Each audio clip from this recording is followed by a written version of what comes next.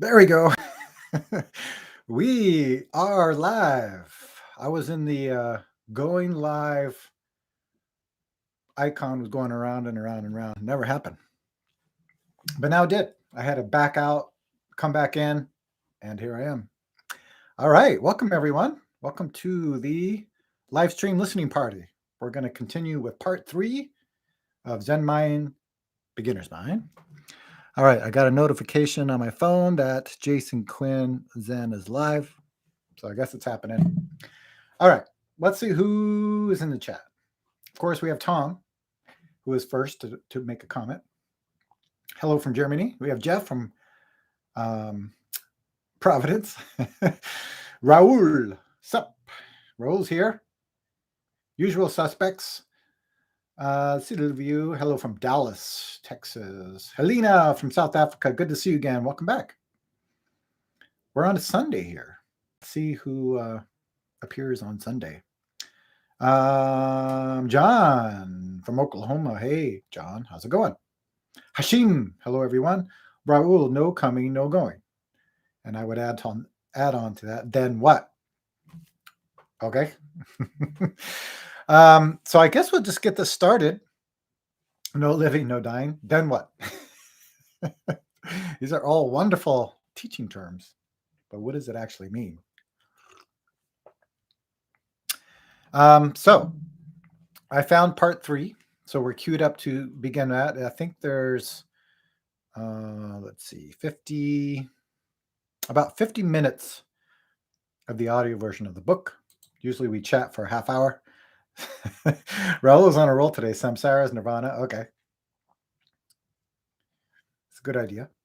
We call this, Zen Master Sung Song has a teaching tool. I don't usually talk about it too much, but it talks about the various points of experience, right? So it's a circle. So at the 0 degrees is attachment to name and form. Then you move around the circle, and at 90 degrees, you have what Raul's talking about, just understanding. No coming, no going, no living, no dying. Samsara is nirvana, just now. Yeah, that's kind of the teaching in the Heart Sutra. Form is emptiness, emptiness is form, right? But if you continue around the circle, at 180 degrees is experience before thinking. Now, there's many names for that. But this is where, I guess in the Heart Sutra would say, no form, no emptiness, right? But we continue around. Well, they go, the circle goes to 270. We can talk about that later, because that has to do with freedom, style, thinking, and magic. And then coming all the way back to 360, which is form, emptiness is emptiness, but it has to be even more clear than that, expressing what that means in this moment. All right, so I'm going to begin. So as usual, I'll just hit play on this book, audiobook, and I may pause to point out some interesting teaching points. If you have any questions about anything that appears in this book, mountains are mountains. So more clear, Raul. Mountains are what? Yeah, and if you have any questions or comments, just put it in the chat. Sound good? Let's begin. And even though you have difficulty falling upright from the top of the waterfall to the bottom of the mountain, good to see you. You will enjoy your life. Part 3, Right Understanding.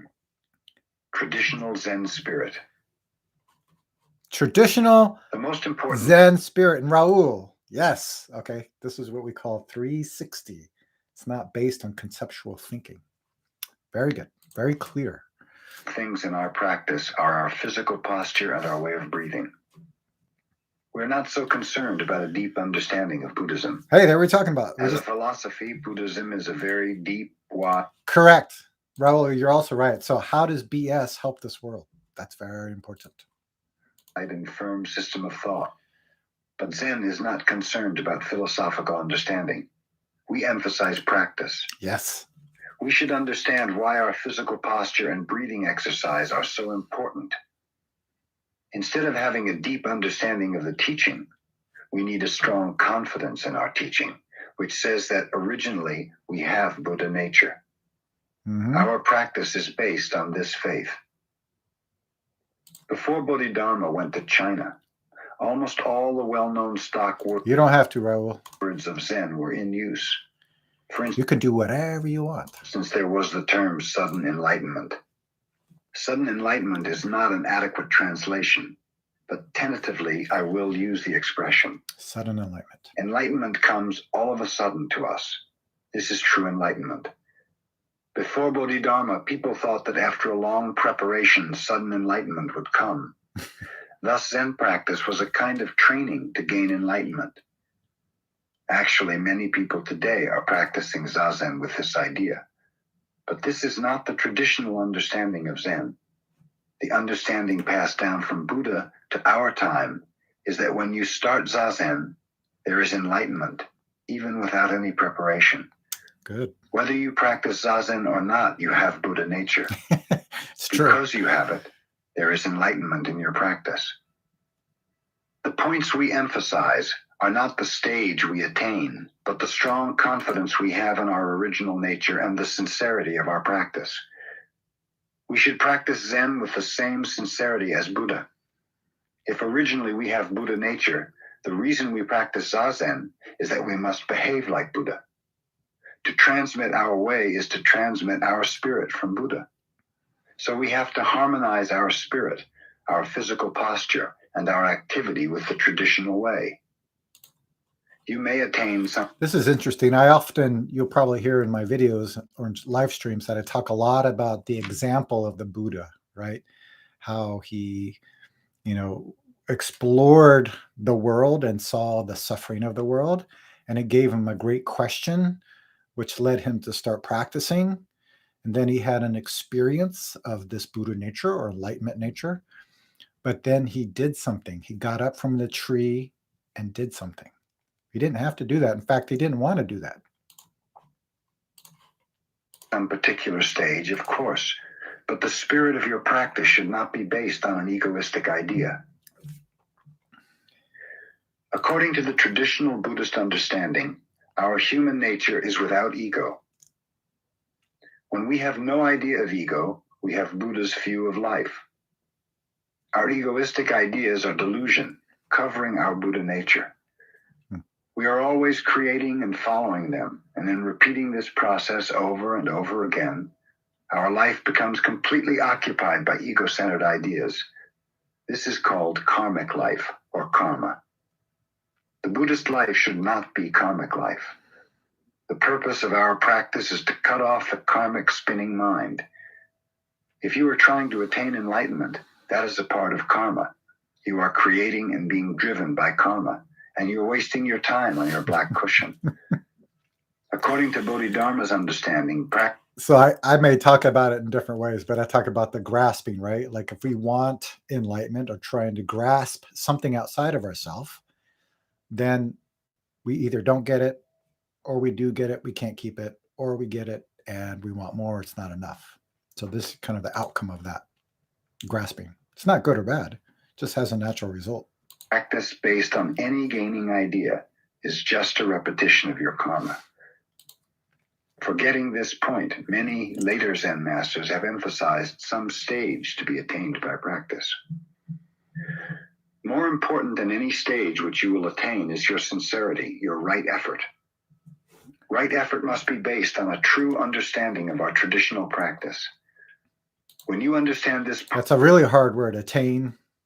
Whatever we say about it really doesn't point to it, but that's why I would use the word realize, but still that's even not good enough from the actual experience.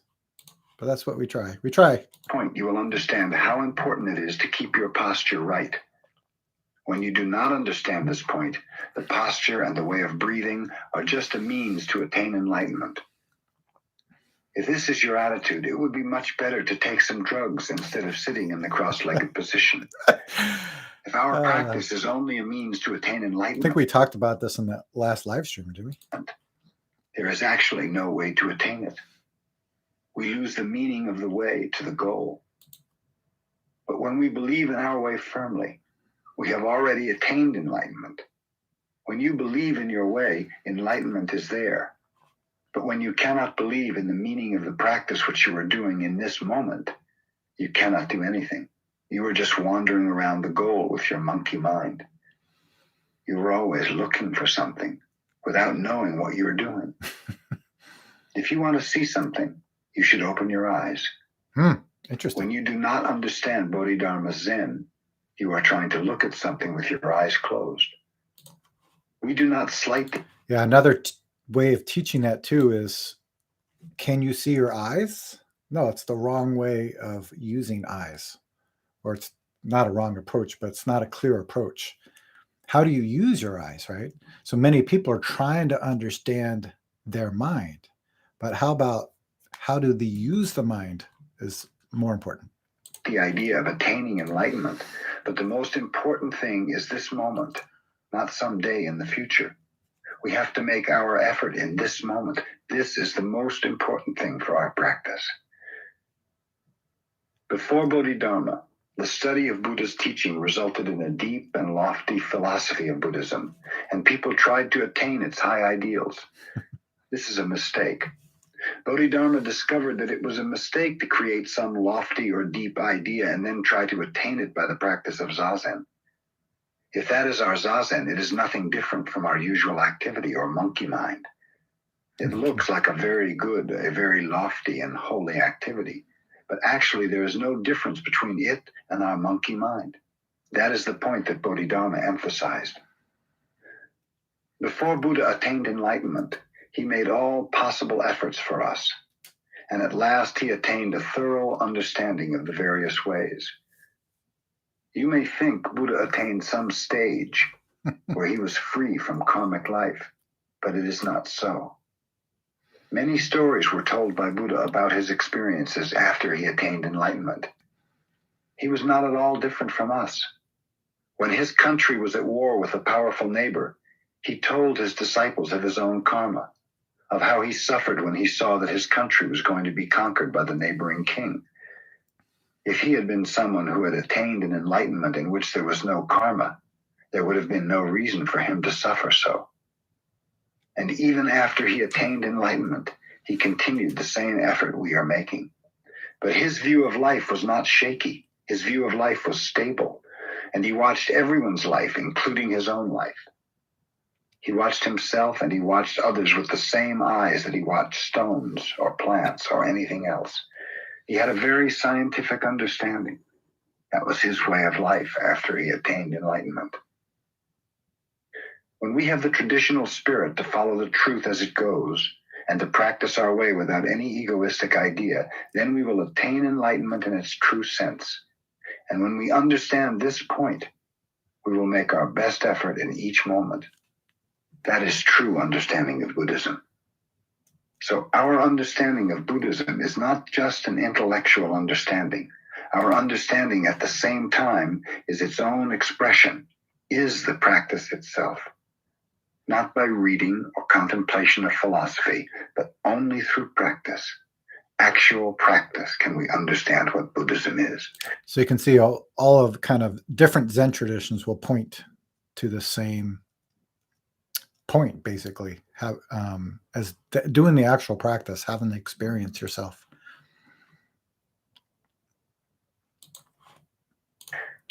Constantly, we should practice zazen with strong confidence in our true nature, breaking the chain of karmic activity and finding our place in the world of actual practice.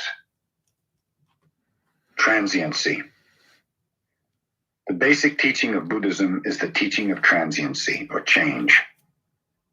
That everything changes is the basic truth for each existence. No one can deny this truth, and all teaching of Buddhism is condensed within it. This is the teaching for all of us. Wherever we go, this teaching is true. This teaching is also understood as the teaching of selflessness. Because each existence is in constant change, there is no abiding self.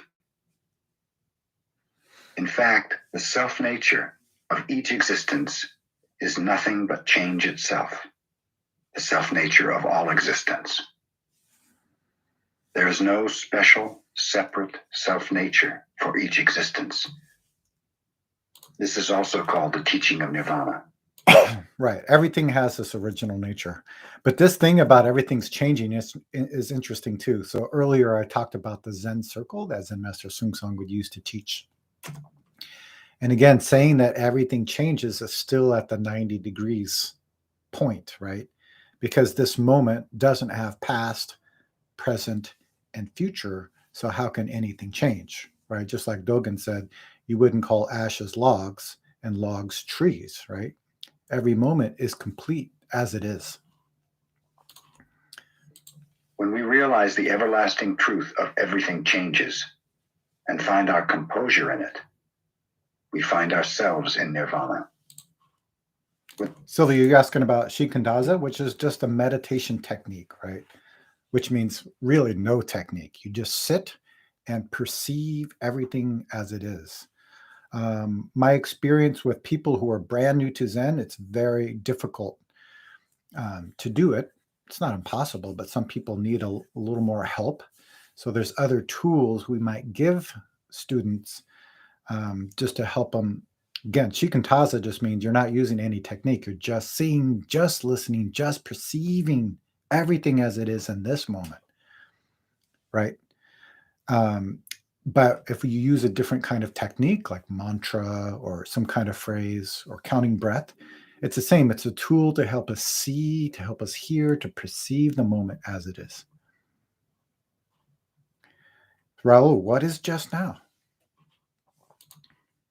Without accepting the fact that everything changes, we cannot find perfect composure. But unfortunately, although it is true, it is difficult for us to accept it. Because we cannot accept the truth of transiency, we suffer. Thank you, everyone, for coming out, by the way, on a Sunday. It's Sunday for me. The cause of suffering is our non-acceptance. I think in Australia it might be a different day. Can't remember if it's Monday. Might be Monday. Of this truth. The teaching of the cause of suffering and the teaching that everything changes are thus two sides of one coin. But subjectively, transiency is the cause of our suffering.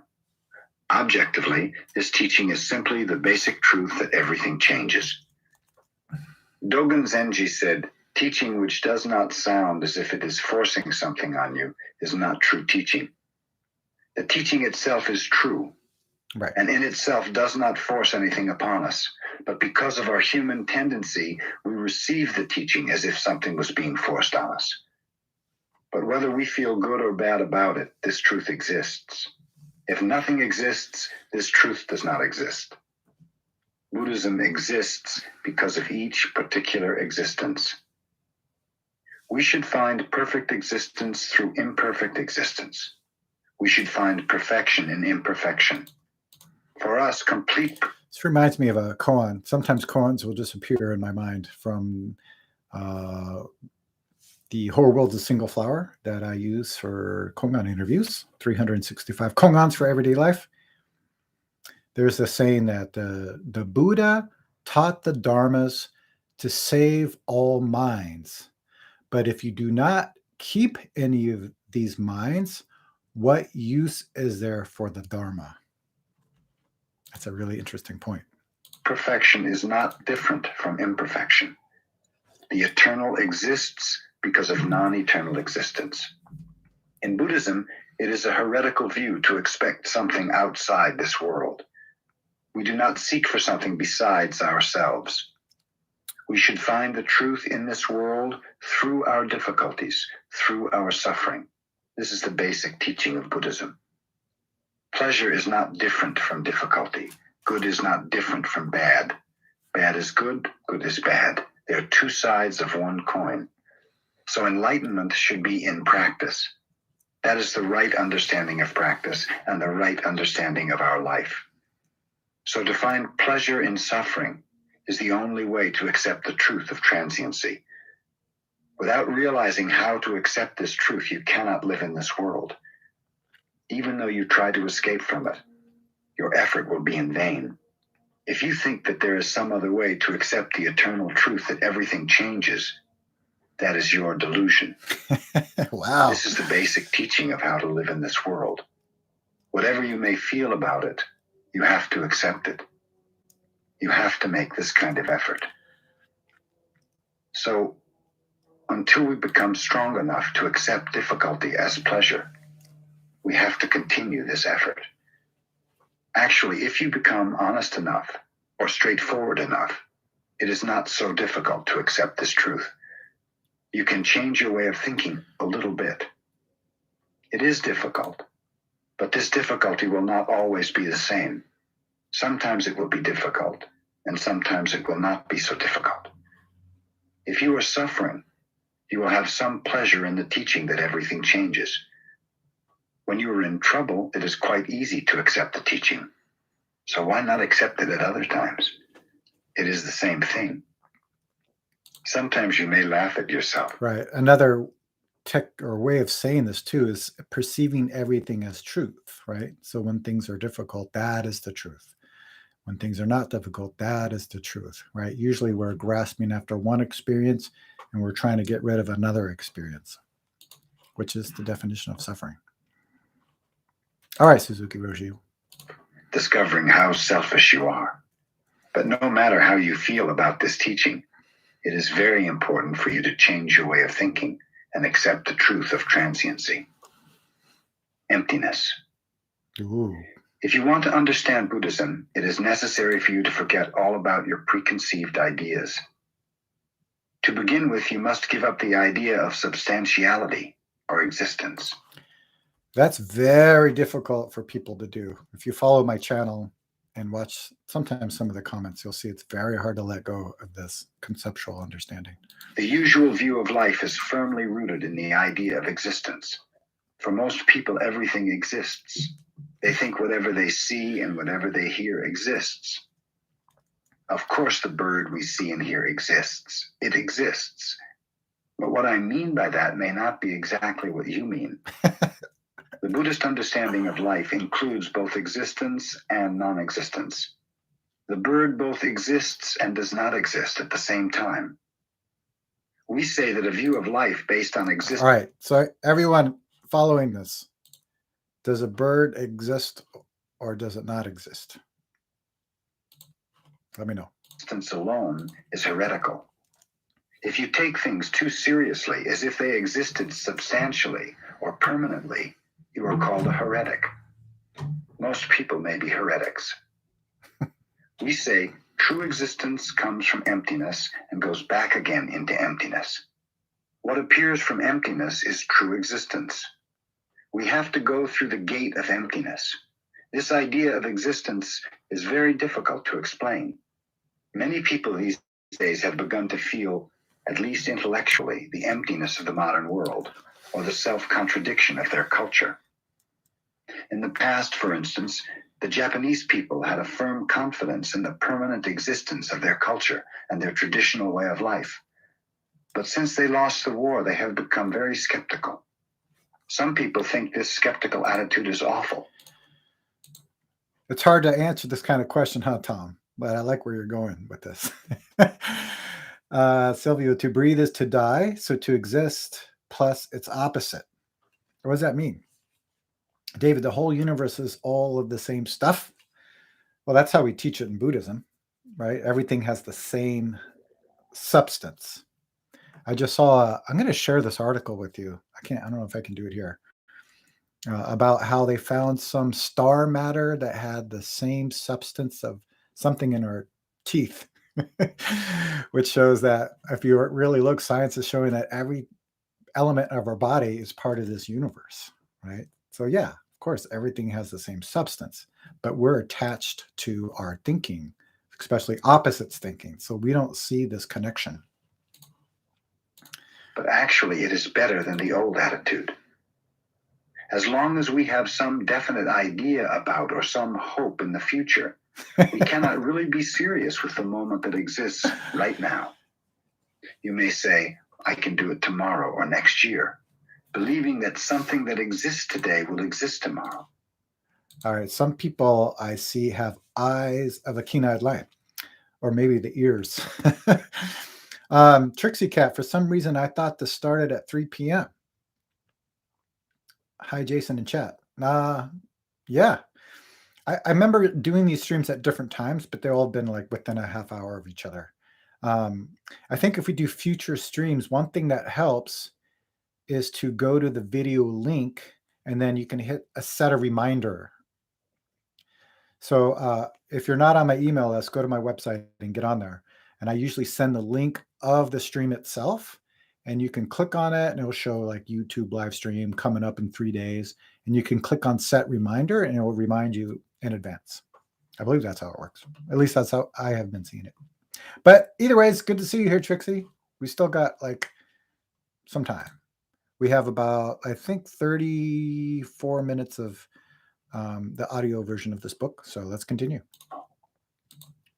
Even though you're not trying so hard, you expect that some promising thing will come as long as you follow a certain way. But there is no certain way that exists permanently. Unfortunately. There is no way set up for us. Moment after moment, we have to find our own way. Some idea of perfection or some perfect way which is set up by someone else is not the true way for us. Each one of us must make his own true way. And when we do, that way will express the universal way. This is the mystery. Yeah, this is a good teaching too. I talk about this, I think, was it my last video? Yeah.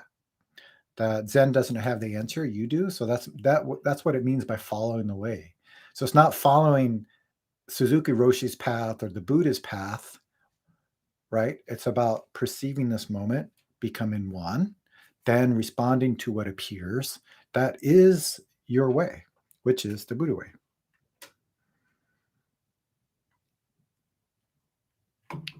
All right, enough of that. When you understand one thing through and through, you understand everything. When you try to understand everything, you will not understand anything. The best way is to understand yourself, and then you will understand everything. So when you try hard to make your own way, you will help others and you will be helped by others. Before you make your own way, you cannot help anyone, and no one can help you. To be independent in this true sense, we have to forget everything which we have in our mind and discover something quite new and different moment after moment. It's good to see everybody. This is how we live in this world. So we say true understanding will come out of emptiness. When you study Buddhism, you should have a general house cleaning of your mind. You must take everything out of your... All right, going back to the teaching of the Zen circle that Zen Master Sung Song would teach, right? True understanding comes out of emptiness. So we talked about the circle, right? Attachment to name and form. Then we move around. Now, most people are at this place, understanding just about this teaching. Then have an experience before thinking. And then out of that, you come back to 360. There's some understanding, but this understanding is not based on something you've read. It's an understanding from your own experience because you've had this connection with everything else. All right.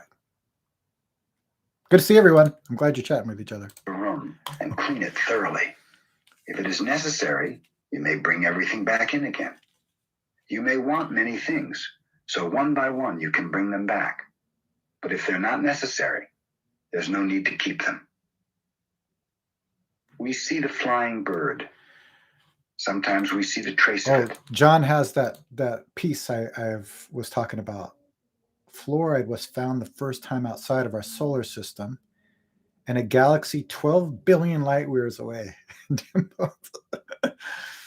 Go ahead, Raul. What's stopping you? Interesting. All right. I think Actually, we cannot see the trace of a flying bird, but sometimes we feel as if we could. This is also good. If it is necessary, you should bring back in the things you took from your room. But before you put something in your room, it is necessary for you to take out something. If you do not, your room will become crowded with old, useless junk. Does this make all sense? I sometimes will say, like, usually our mind is like a clear mirror, and it's usually clouded with opposites thinking, right? I, you, us, them, good, bad, right, wrong, like, dislike. So when we have this experience, right, of this mind before thinking, that means everything taken away. So he said, it's like a room. Take everything out of the room, Then this mirror reflects clearly. Then one by one, he's saying add something. But what is it do you add? So sometimes I'll talk about this concept of I, right? We think that we should live with no ego, but it's not possible if you're functioning as a human being in this world. But there's a difference between being attached to I and using this I. So when we have this experience before I, right, you take everything away. Then when I comes back in, it's the direction is different, right? I hate you has a different relationship compared to can I help you? All I do. Okay, then what? We say, step by step, I stop the sound of the murmuring brook. When you walk along the brook, you'll hear the water running. The sound is continuous, but you must be able to stop it if you want to stop it. This is freedom. This is renunciation. One after another, you will have various thoughts in your mind, but if you want to stop your thinking, you can. So when you are able to stop the sound of the murmuring brook, you will appreciate the feeling of your work.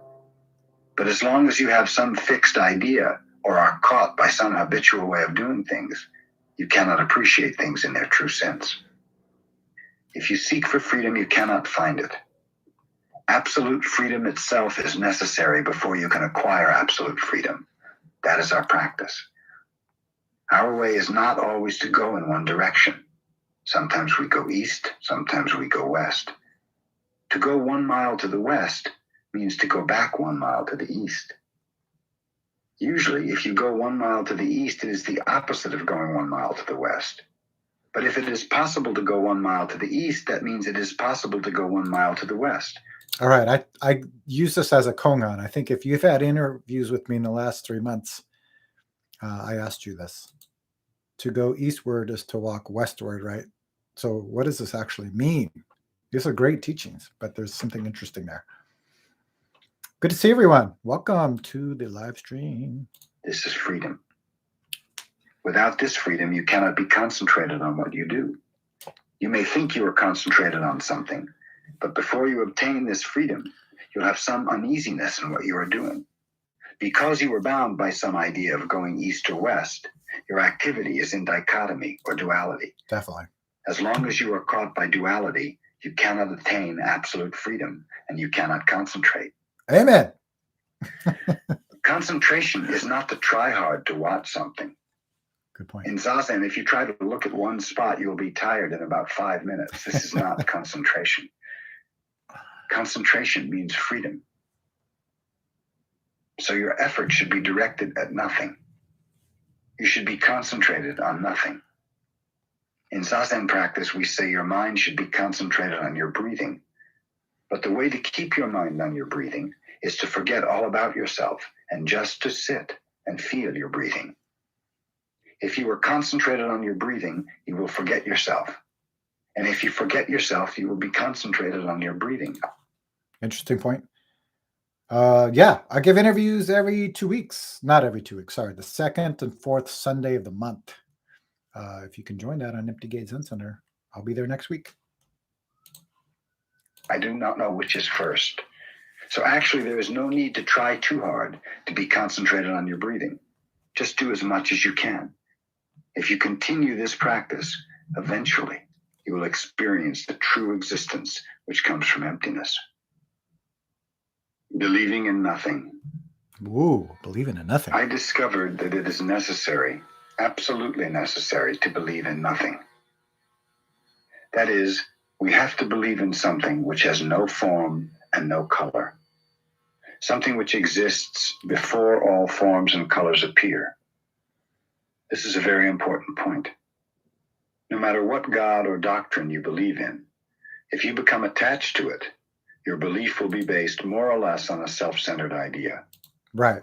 So I talk about this in my last video, right? Zen doesn't have the answer. You do, talking about this experience of believing in yourself, but not this believing in this I, believing in your true self, this experience of enlightenment. I think, talk about a story too. That's kind of funny. Oh, yeah. Silviu.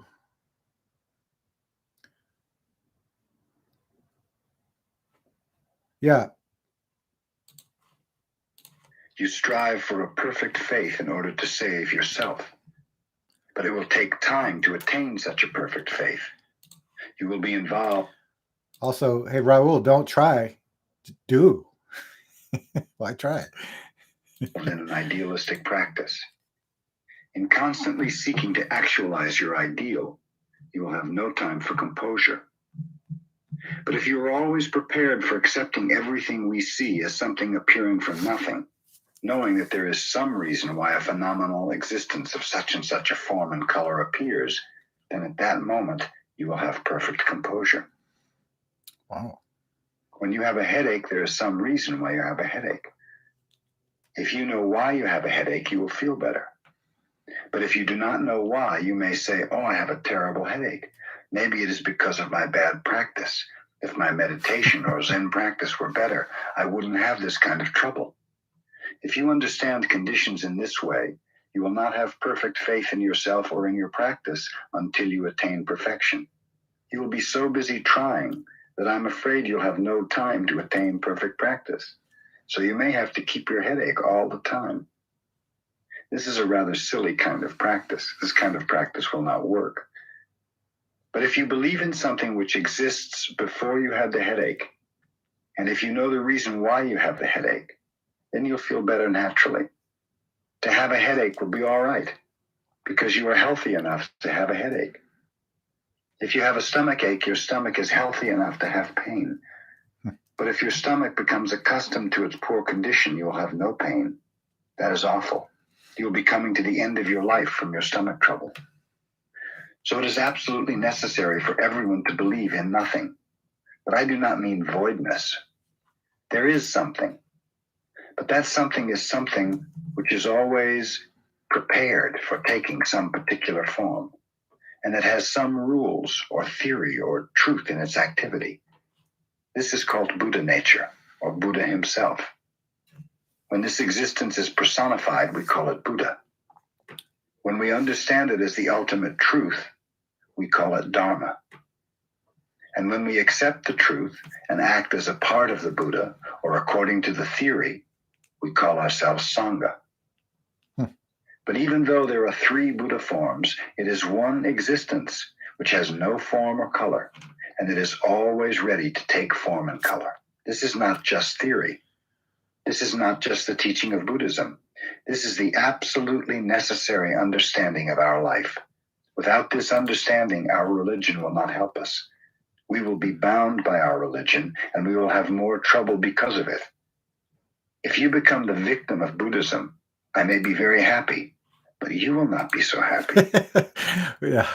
In Zen, we call it a Zen sickness. It happens to all of us. So this kind of understanding is very, very important. While you are practicing Zazen, you may hear the rain dropping from the roof in the dark. Later, the wonderful mist will be coming through the big trees. And still later, when people start to work, they will see the beautiful mountains. But some people will be annoyed if they hear the rain when they're lying in their beds in the morning, because they do not know that later they will see the beautiful sun rising from the east. If our mind is concentrated on ourselves, we will have this kind of worry. But if we accept ourselves as the embodiment of the truth or Buddha nature, we will have no worry. We will think, now it is raining, but we don't know what will happen in the next moment. By the time we go out, it may be a beautiful day or a stormy day. And that's kind of an interesting point too, but it still seems like seeking, right? Because rain falling is just the truth. And usually we make something about it. We like it, we don't like it. Now I'm sad, now I'm happy, right? Rather than just, in fact, our mind and the rain not being a separate thing. But it sounds like, I mean, I could be wrong here. Like, okay, it's raining, but soon it's gonna be sunny, then I'll be happy, or I don't know. Something about that is interesting. Since we don't know, let's appreciate the sound of the rain now. This kind of attitude is the right attitude. If you understand yourself as a temporal embodiment of the truth, you will have no difficulty whatsoever. You will appreciate your surroundings, and you will appreciate yourself as a wonderful part of Buddha's great activity, even in the midst of difficulties. This is our way of life. Using the Buddhist terminology, we should begin with enlightenment. I think that could be easy to experience when it's raining. But I was just thinking about unmun, dried shit on a stick. What about that? When you smell shit. Then what? And proceed to practice, and then to thinking. Usually, thinking is rather self-centered. In our everyday life, our thinking is 99% self-centered. Why do I have suffering? Why do I have trouble? This kind of thinking is 99% of our thinking. For example, when we start to study science or read a difficult sutra, we very soon become sleepy or drowsy. But we are always wide awake and very much interested in our self-centered thinking. But if enlightenment comes first, before thinking, before practice, your thinking and your practice will not be self-centered. By enlightenment, I mean believing in nothing, believing in something which has no form or no color, which is ready to take form or color. This enlightenment is the immutable truth. It is on this original truth that our activity, our thinking, and our practice should be based. Original Buddhism. Walking, standing, sitting, and lying down are the 4 activities or ways of behavior in Buddhism.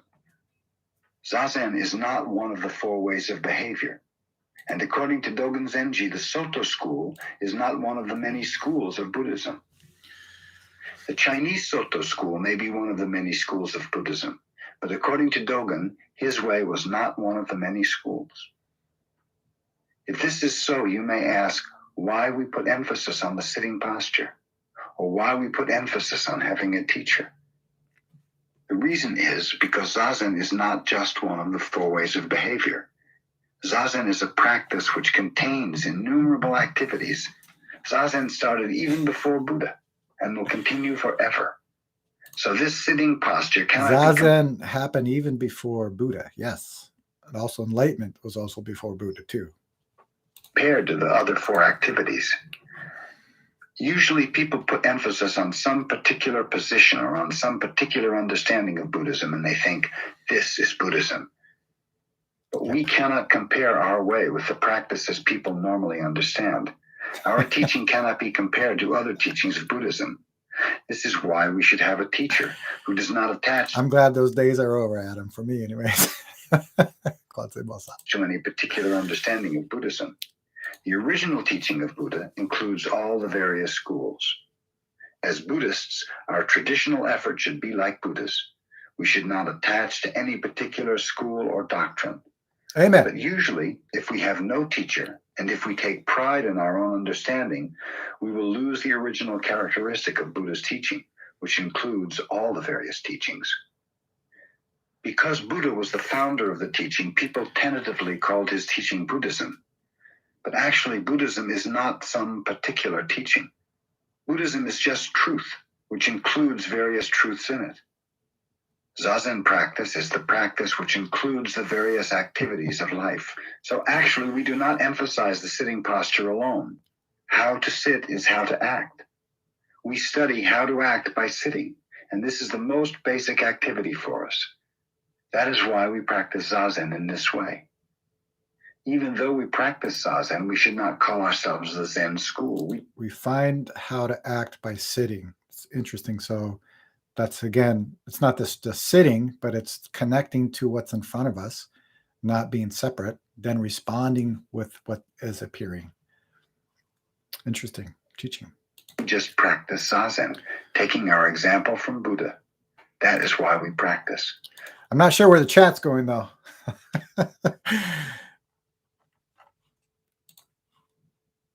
Buddha taught us how to act through our practice. That is why we sit. To do something, to live in each moment, means to be the temporal activity of Buddha. To sit in this way is to be Buddha himself, to be as the historical Buddha was. The same thing applies to everything we do. Everything is Buddha's activity. So whatever you do, or even if you keep from doing something, Buddha is in that activity. Because people have no such understanding of Buddha, They think that what they do is the most important thing, without knowing who it is that is actually doing it. People think they are doing various things, but actually, Buddha is doing everything. Each one of us has his own name, but those names are the many names of one Buddha. Each one of us has many activities, but these activities are all Buddhist activities. I think you did, Raul. Without knowing this, people put emphasis on some activity. When they put emphasis on Zazen, it is not true Zazen.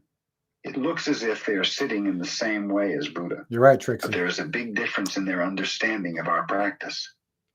They understand this sitting posture as just one of the 4 basic postures of man, and they think, I now take this posture. But Zazen is all the postures, and each posture is Buddha's posture. This understanding is the right understanding of the Zazen posture. If you practice in this way, it is Buddhism. This is a very, very important point. So Dogen did not call himself a Soto teacher or a Soto disciple.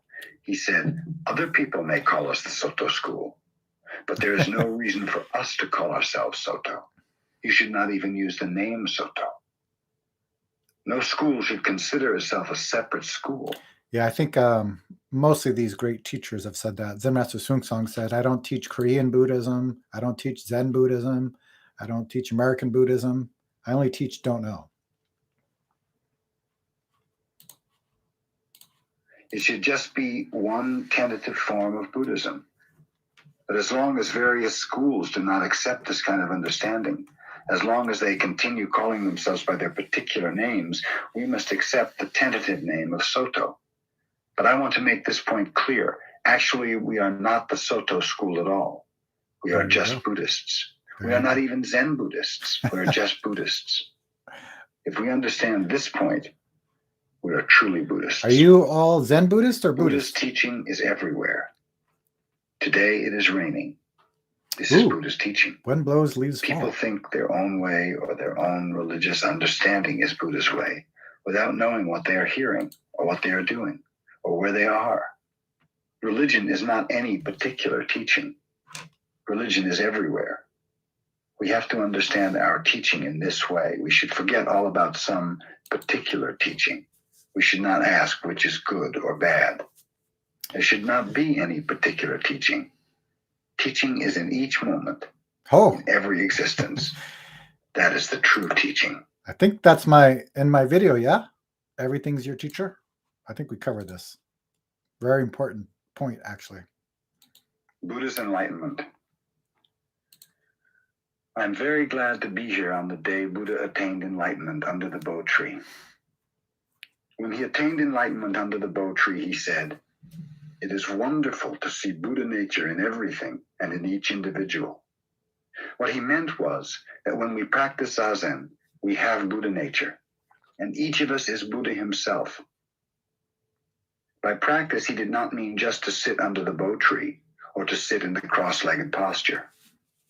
It is true that this posture is the basic one or original way for us. But actually what Buddha meant was that mountains, trees, flowing water, flowers, and plants, everything as it is the way Buddha is. It means everything is taking Buddha's activity, each thing in its own way. But the way each thing exists is not to be understood by itself in its own realm of consciousness. Sounds like you already made it, Tom. What we see or what we hear is just a part or a limited idea of what we actually are. But when we just are, each just existing in its own way, we are expressing Buddha himself.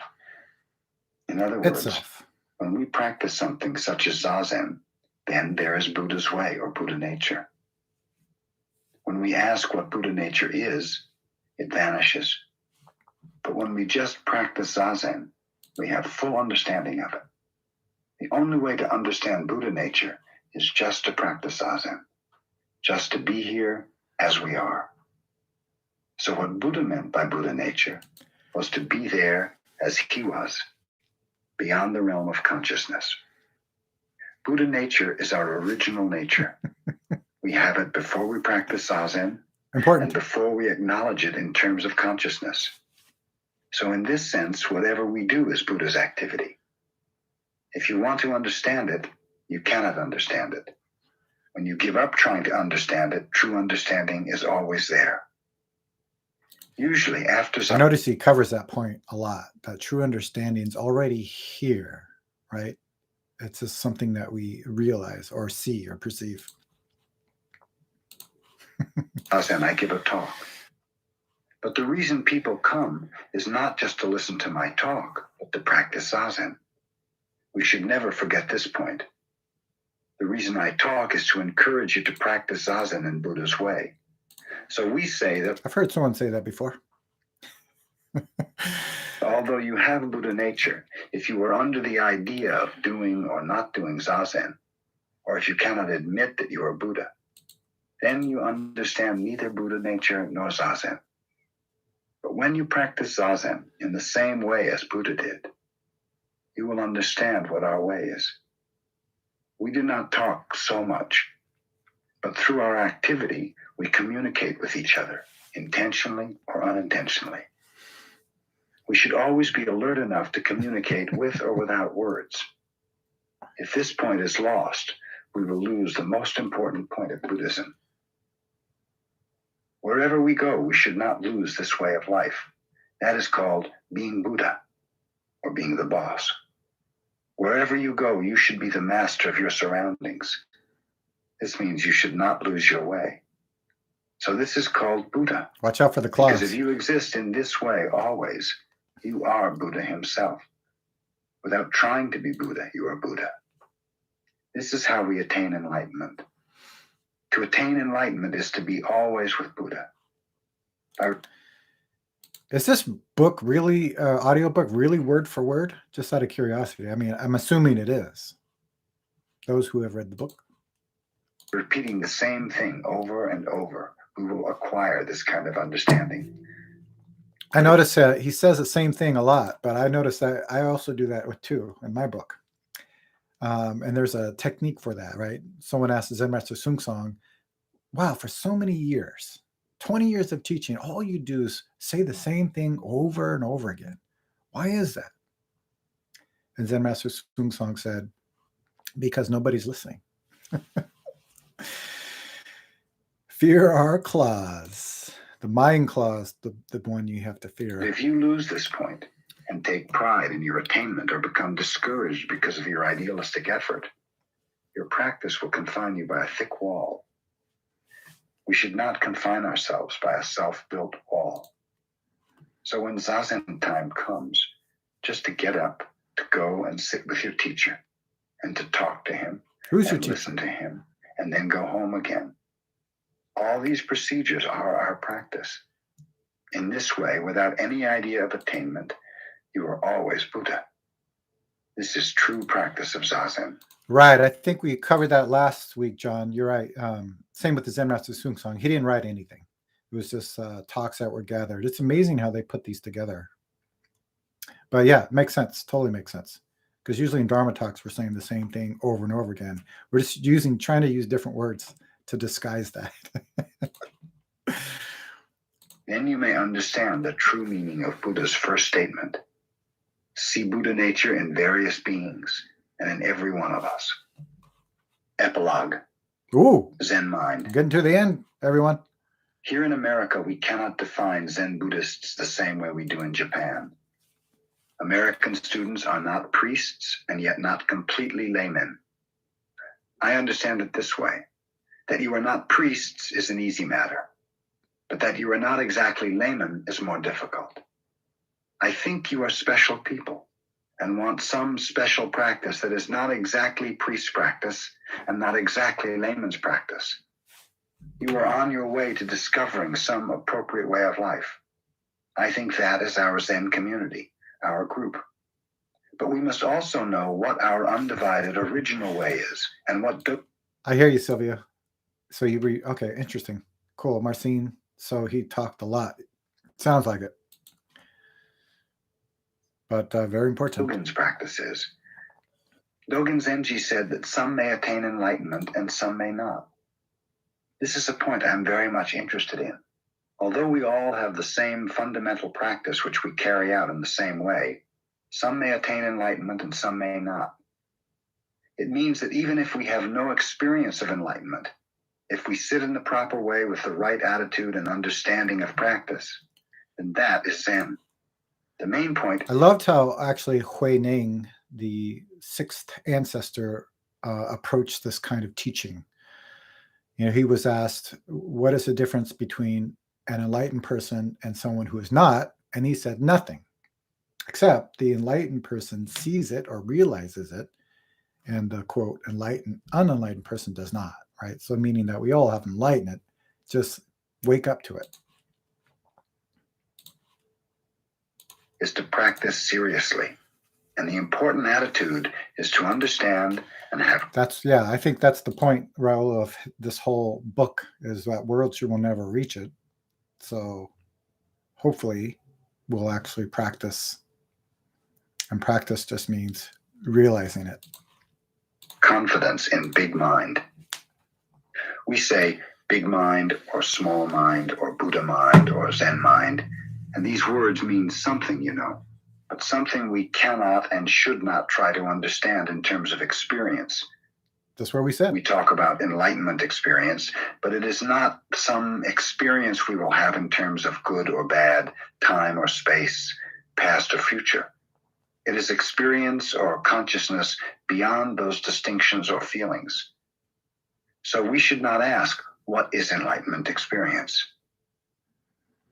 That kind of question. Yeah, I think someone can maybe tell me if I'm wrong here, that in some Jewish traditions, they say to name God is not the real God or something like that. Same point. Means you do not know what Zen experience is. Enlightenment cannot be asked for in your ordinary way of thinking. When you are not involved in this way of thinking, you have some chance of understanding what Zen experience is. The big mind in which we must have confidence is not something which you can experience objectively. It is something which is always with you, always on your side. Your eyes are on your side, for you cannot see your eyes, and your eyes cannot see themselves. Hey, eyes only see things outside, objective things. If you reflect, no, it's really interesting. Sometimes I think I say teaching words that I made up, but it's been going on for years. You know, like when I first read Zen Master Sung Song's book, I said, wow, this is all great teaching. He's a genius. But this is just stuff that's been recycled for thousands of years. It's really funny. Self. That self is not your true self anymore. You cannot project yourself as some objective thing to think about. Kabbalah. The mind which is always on your side is not just your mind. It is universal mind. Always the same, not different from another's mind. It is Zen mind. It is big, big mind. This mind is whatever you see. Your true mind is always with whatever you see. Although you do not know your own mind, it is there. At the very moment you see something, it is there. This is very interesting. Your mind is always with the things you observe. So you see, this mind is at the same time everything. True mind is watching mind. You cannot say, this is myself, my small mind, or my limited mind, and that is big mind. That is limiting yourself, restricting your true mind, objectifying your mind. Bodhidharma said, in order to see a fish, you must watch the water. Actually, when you see water, you see the true fish. Before you see Buddha nature, you watch your mind. When you see the water, there is true nature. True nature is watching water. When you say, my zazen is very poor, here you have true nature, but foolishly you do not realize it. You ignore it on purpose. There is immense importance in the eye with which you watch your mind. That eye is not the big eye. 10 more minutes. It is the eye which is incessantly active. This is over. Always swimming, always flying through the vast air with wings. By wings, I mean thought and activity. The vast sky is home, my home. There is no bird or air. When the fish swims, water and fish are the fish. There's nothing but fish. Do you understand? You cannot find Buddha nature by vivisection. Reality cannot be caught by thinking or feeling mind. Moment after moment, to watch your breathing, to watch your posture, is true nature. There's no secret beyond this point. We Buddhists do not have any idea of material only, or mind only, or the products of our mind. What's this, Adam? You started reading my book and read only the dedication on the first page. Following this, I sat down to practice. Good.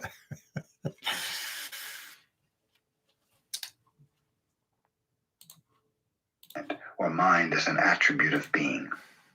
What we are always talking about is that mind and body, mind and material are always one. But if you listen carelessly, it sounds as if we were talking about You can contradict any kind of Zen teaching, can't you? The clever people will come out. I'm surprised they're not in this chat and start kind of saying this, right? What did you just say? Back up a little bit. Reality cannot be caught by thinking or feeling mind. Moment after moment, to watch your breathing, to watch your posture, is true nature. There's no secret beyond this point. We Buddhists do not have any idea of material only, or mind only, or the products of our mind, or mind as an attribute of being. What we are always talking about is that mind and body, mind and material are always one. Right. So mind and body, mind and material is already one. But also there's a Zen teaching us that it's not one, it's not two. And in our school, we say it's not one, not two, not zero, then what? That's why I keep asking this what. To see John, yeah, the sound of the inhale and exhale used as the name. Yep, last word. On the dedication you wrote, keep doing it. I don't remember that. I have to read my book at some point. But if you listen carelessly, it sounds as if we were talking about some attribute of being, or about material or spiritual. That would be a version of it, maybe. But actually, we are pointing out mind, which is always on this side, which is true mind. I have to say, I don't know, maybe it's just because I don't know what it is, but if I hear a lot of teaching on Zen, it really makes me tired. Does anyone have that same experience?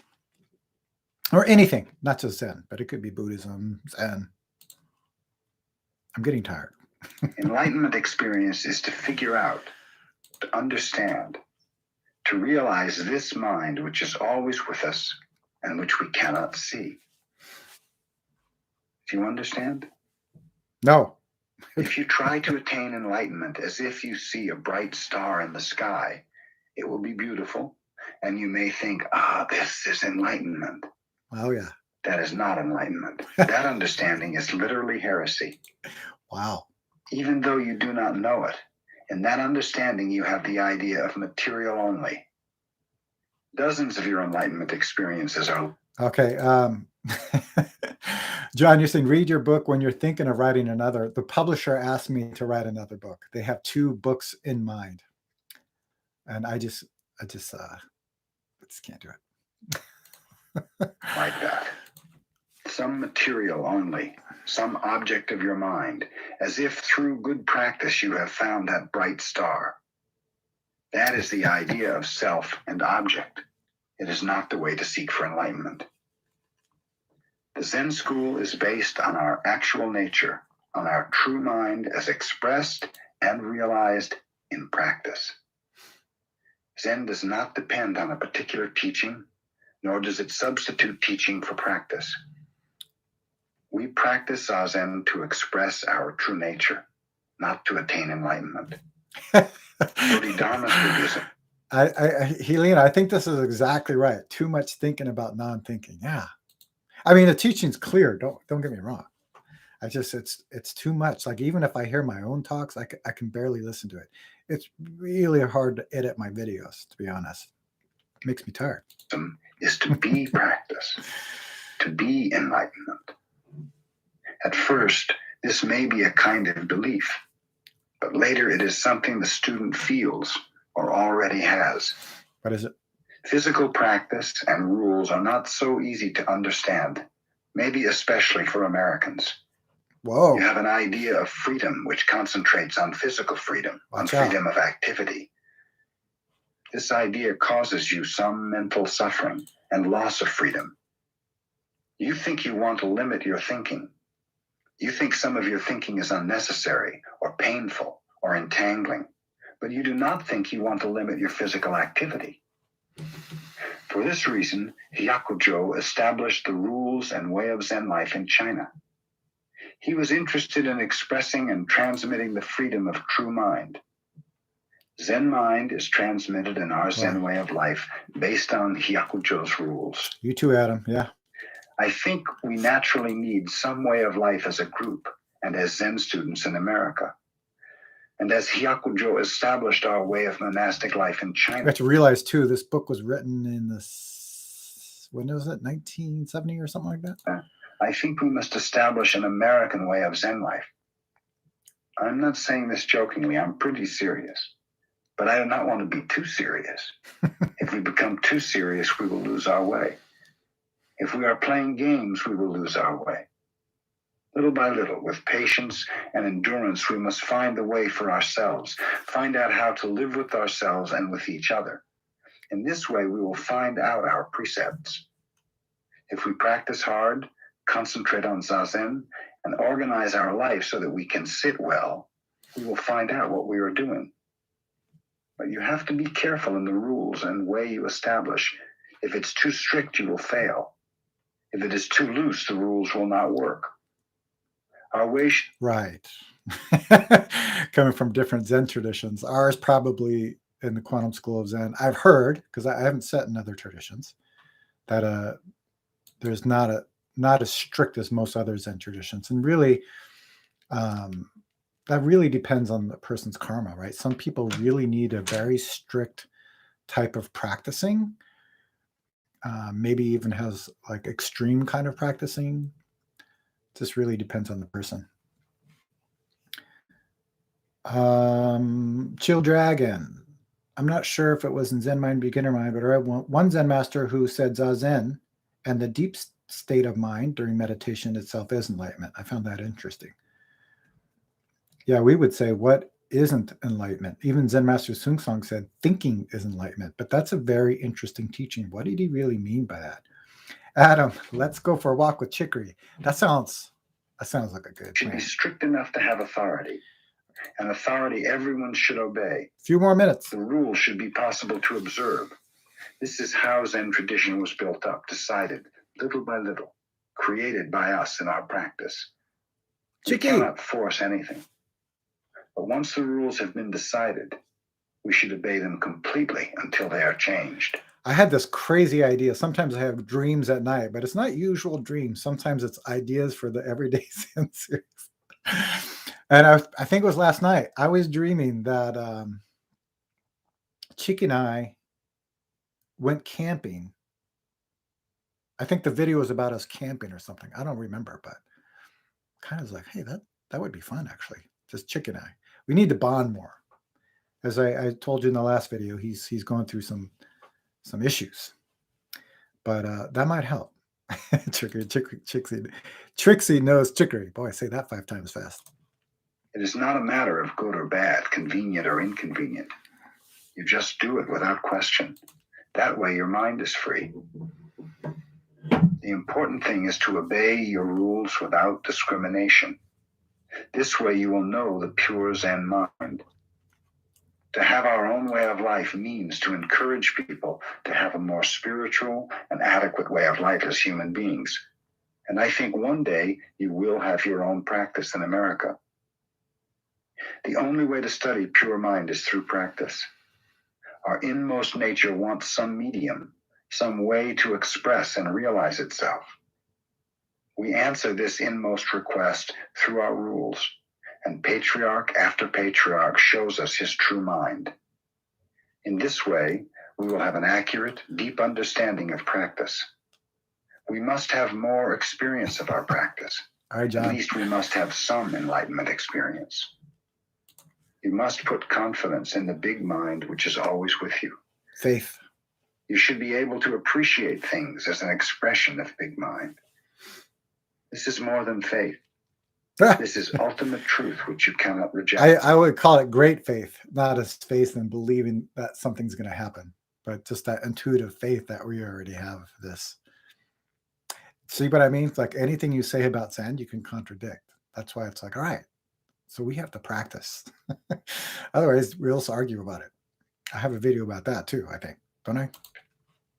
Whether it is difficult or easy to practice, difficult or easy to understand, you can only practice it. Priest or layman is not the point. To find yourself as someone who is doing something is the point. To resume your actual being through practice. To resume the you which is always with everything, with Buddha, which is fully supported by everything, right now. You may say it is impossible, but it is possible. Even in one moment, you can do it. It is possible this moment. This moment is the only time you can do it. That you can do it in this moment means you can always do it. I love that. So if you have this confidence, this is your enlightenment experience. If you have this strong confidence in your big mind, you are already a Buddhist in the true sense, even though you do not attain enlightenment. That is why Dogen Zenji said, do not expect that all who practice Zazen will attain enlightenment about this mind which is always with us. He meant, if you think that big mind is somewhere outside yourself, outside of your practice, then that is a mistake. Big mind is always with us. That is why I repeat the same thing over and over when I think you do not understand. Zen is not just for the man who can fold his legs or who has great spiritual ability. Guess we have to say person now. Everyone has Buddha nature. We each must find some way to realize our true nature. The purpose of practice is to have direct experience of the Buddha nature, which everyone has. It's funny, you know, I have never read this book before, but I use a lot of this teaching. So interesting. It's like I felt like I've read this before. Whatever you do should be the direct experience of Buddha nature. Buddha nature means to be aware of Buddha nature. Your effort should extend to saving all sentient beings. If my words are not good enough, I'll hit you. Then you will understand what I mean. Zen style. If you do not understand me just now, someday you will. Someday, someone will understand. I will wait for the island I was told is moving slowly up the coast from Los Angeles to Seattle. I feel Americans, especially young Americans, have a great opportunity to find out the true way of life for human beings. You are quite free from material things, and you begin Zen practice with a very pure mind, a beginner's mind. Right. So we have to realize when this came out, same time as Zen Master Sung came to America. He came in 1972, so a little bit later. Yeah, a lot of people who would go to the Zen Center were hippies, right? Who were kind of like letting go of,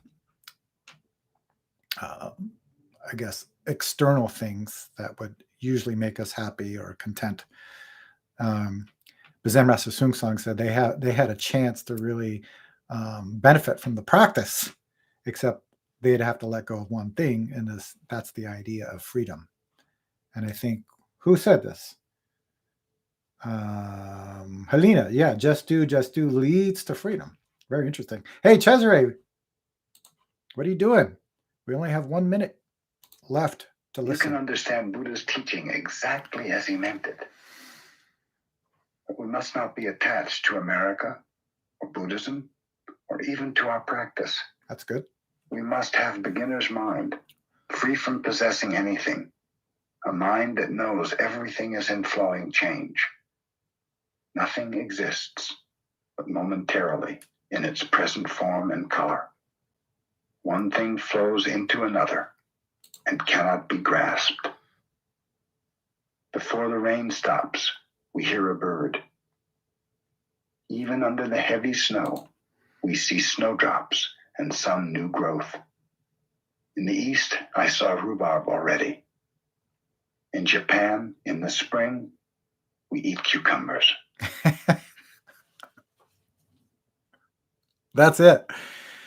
Yeah, usually in Zen, we'll end with some kind of just like this. That was kind of like this, right? It's like saying in the spring, grass grows by itself, and the winter, the snow falls. That's very common to end this kind of style. All right, what's going on, everyone? That was it. Part 3 is done. So Cesare is here. It's good to see you, Cesare. Adam, I read this book in Polish many years ago. I did not understand anything. Now I understand too much. That's why I practice. This I can relate to.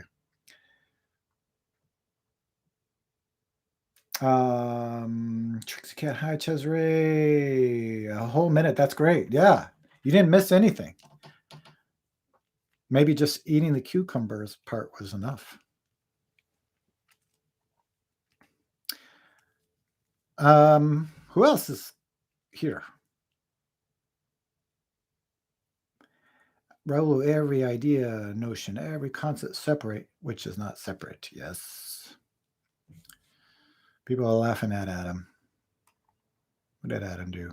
Oh, I see. Yeah, he understands. I think Tom understands too. Tom understands a lot about Buddhism and Zen.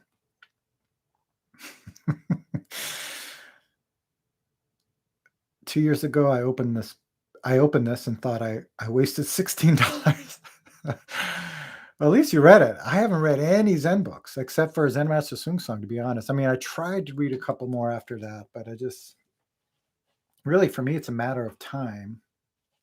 So I don't read so much at all. My wife reads a lot, but she's also a kind of like a scholar's type. So my kids are taken after her. Adam, thank you all very much for listening party. Yes. Adam, can I come to the next Kongan interview with Pope Sunny? Of course. Remember, it's open to everybody.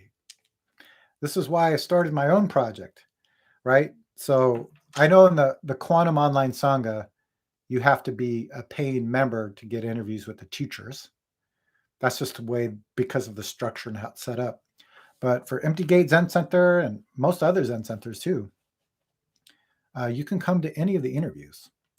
And if you find that you can't come to the Sunday morning interviews, that's morning for me, by the way, that's okay. That's why I'm trying to have my calendar wide open so people can meet me one-on-one. Okay? So anytime. Cesare, Beginner's Mind was one of my first Zen books. Yeah, I've heard that too. Like most people read that. Let's see. My first book that I read was on Buddhism. A friend gave it to me. I talk about her in the book, the one who thought I was going crazy. She gave me the book Open Heart, Clear Mind by Thupten Chodron, I believe. And that inspired me because she talked about Zen and the different styles of Buddhism. And I said, ooh, that's interesting. Let's see. I don't know what my first book was on Zen. It might have been Dropping Ashes on the Buddha. I really don't remember. Chill Dragon. My favorite line of the book is, in the beginner's mind, the opportunities are endless. In the expert minds, yeah, the opportunities are few, right? We call it a don't know mind, right? The beginner's mind, don't mind. It's very wide open, very clear. It's paying attention, right? Listening, seeing. Where sometimes, if we know a lot, our mind's very narrow. And we can't go outside of that. And someone tries to talk to us about something, we just have our own little view. It's very narrow, and it causes a lot of problem. Tom, may I ask an off-topic question? Yes, of course. We're here. I'll be here for another 9 minutes. I got to attend to my kids. I don't know what they're getting into right now. Silviu said, Sung Song's books are very funnier and read better than Zen Master BM. Who's that? In my personal opinion. One thing that attracted me about Zen Master Sung Song's book is the even though some of the topics were complicated, because I tried to read some stuff about Buddhism and it just gave me a headache. But he had a really good way of expressing the teachings because, and you could tell too, like he had some experience of the teachings of Buddhism. So he was able to express it in a way that was clear and helpful. But that was also had to do with his English was so bad, right? He could have very limited choices of words. And I was like, oh yeah, this I understand. Let's see, Jeff, his first Zen book I read as well, outside the tradition. Awesome. Or listened to. Cool. All right. Tom's got an interesting message for Earl. Cesare, I will be there tomorrow too. What's tomorrow? Am I giving interviews tomorrow? Is that what you were talking about? I'm sorry. It's really hard for me to keep track of everything that's happening. Oh, yeah. I have online Sangha. Right. So, yes. Sorry, Adam. I thought you were talking about Sunday. It looks like I'm giving interviews tomorrow for the online Sangha. So, yes, I will be there. And of course, you can come. You're a member. All right.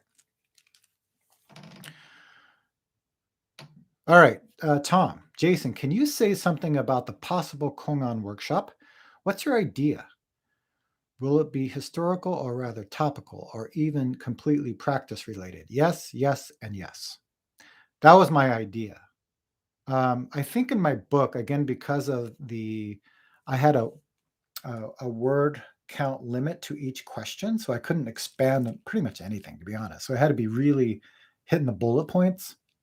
So I would like to, my idea, and I'll tell everyone else what I'm talking about too. The idea of the koan workshop will be historical.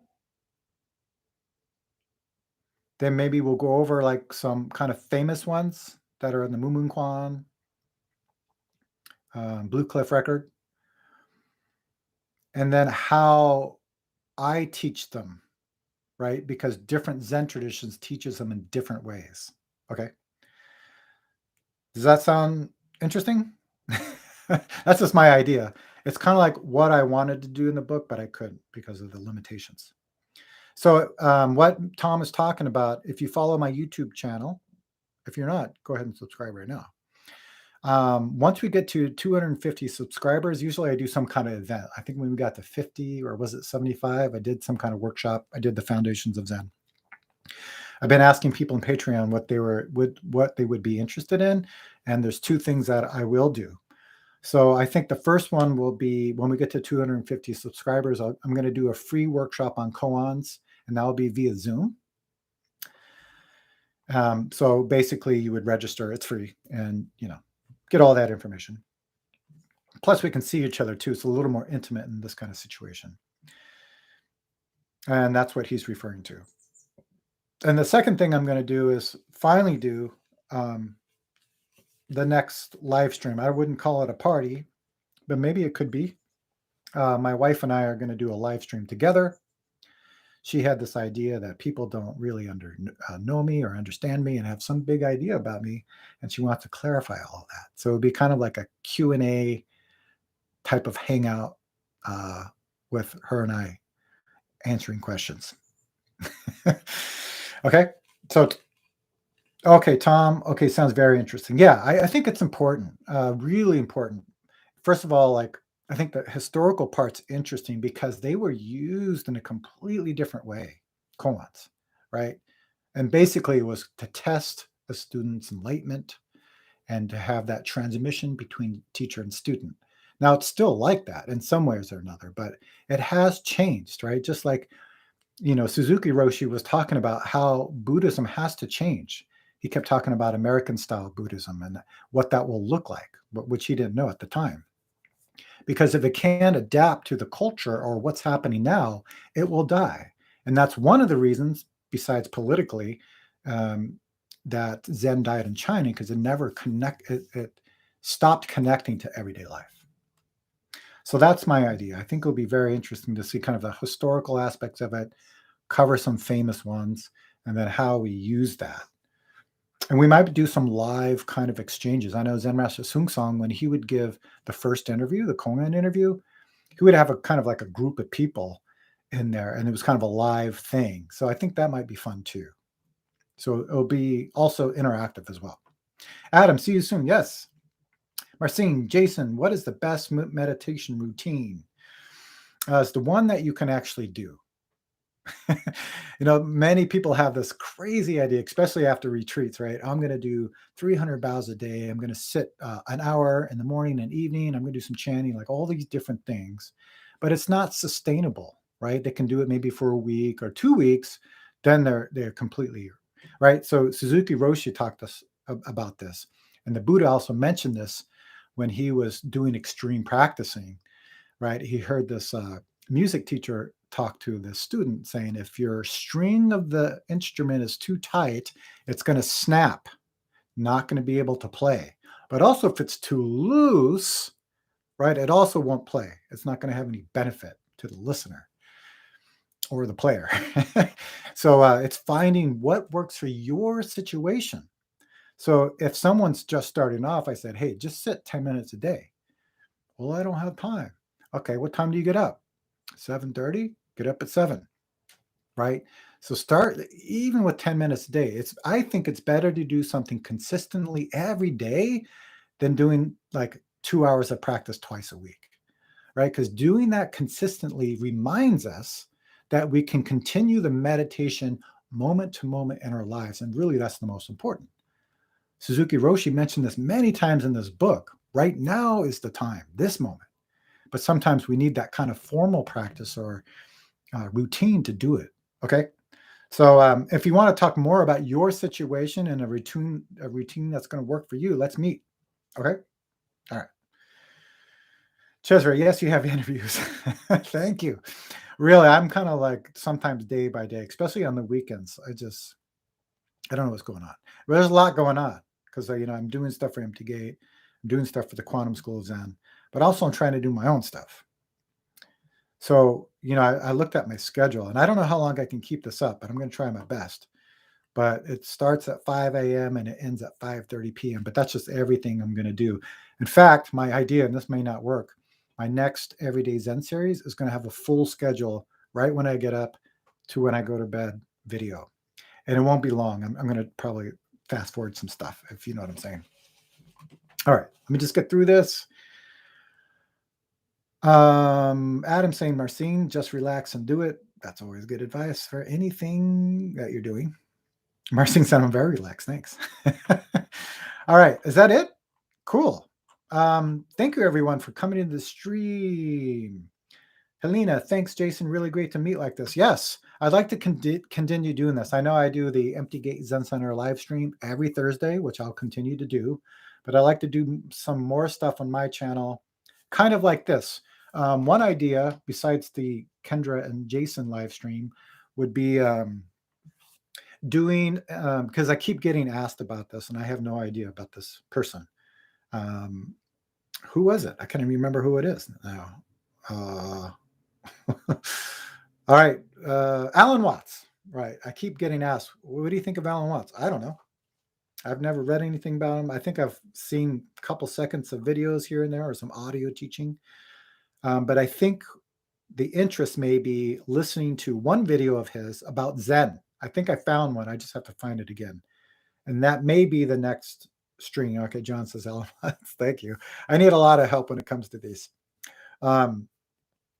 So that's the next like live stream listening party. We'll be listening to that, doing the same kind of format, just hanging out mostly, getting to connect. I think that's more important than the actual subject that we're listening to. I mean, for me, it's interesting to hear different kinds of teachers, but I think just, again, coming online, connecting, chatting with each other, probably most important, because hopefully that's going to inspire us to start practicing. Okay. All right. Tom, thanks. Bye-bye. Take care, everyone. Thanks, Jason. Thanks you all in the chat. Yes. Good to see you all. Have a good and clear rest of the weekend. And when next time I'll see you? I guess I'll see some of you tomorrow. If not, oh yeah, we're not doing a live stream on Thursday because of the Thanksgiving. So I might do something random. I don't know when or where. But again, if you're subscribed to me on my email list, I usually kind of blast out the events. Also, another thing I forgot, if you just go to my website, jasonquinnzen.com, at the bottom, I have join me at these live events and everything that I'm doing live that you can connect with. Okay? All right. Thank you all. Thank you all for your support, your practice, your intention. I appreciate you all. See you soon.